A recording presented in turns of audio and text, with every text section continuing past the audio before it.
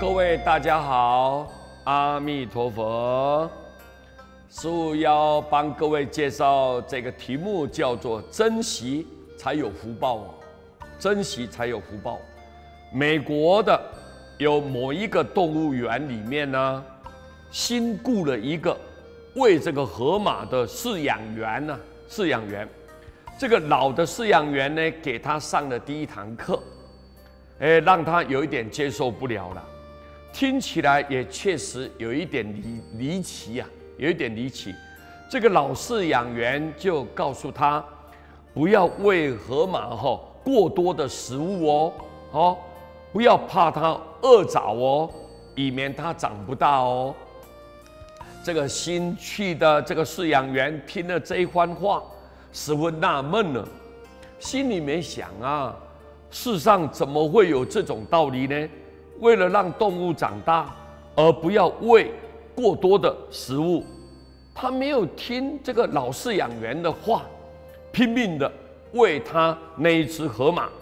那么，在他喂养的河马前，到处都是食物啊，摆了很多很多。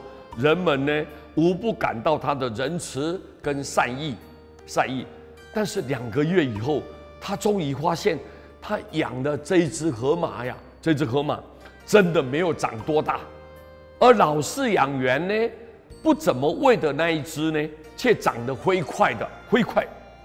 他以为这2只河马自身的可能素质吧有差别，老饲养员不说什么，就跟他换着喂了，换着喂。不久以后，这个老饲养员的那一只河马又超过了他喂的河马，这个新的这个饲养员就大惑不解啊。这个老饲养员这个时候才一语道破天机了，道破天机。他说：“你喂的那一只河马太不缺这个食物了，反而拿食物不当一回事，根本不好好的去吃去用，自然长不大。我的这一只呢，总是在食物的缺乏当中过生活，因此它十分懂得珍惜。因为珍惜，所以有所得，当然就健康，当然就强壮了。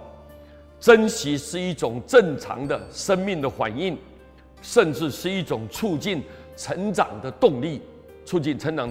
所以在金融风暴还没有停的当头，生活中的一些缺乏无法满足，也是一种应变的信念，可以使我们把这种欲念减到最低，适应在最少的物质生活能够淡薄，自然能够转而注重生命力的升华，现实处境的环形危机也就变成转机了。所以我们要爱惜东西，要爱惜任何能吃的任何物资，不可以任意糟蹋，不可以任意丢弃。所以很多孩子都没有注意这一点以后损掉福报就以后未来3餐就不济了。所以我们这一点应该要提醒大家，感谢大家，阿弥陀佛。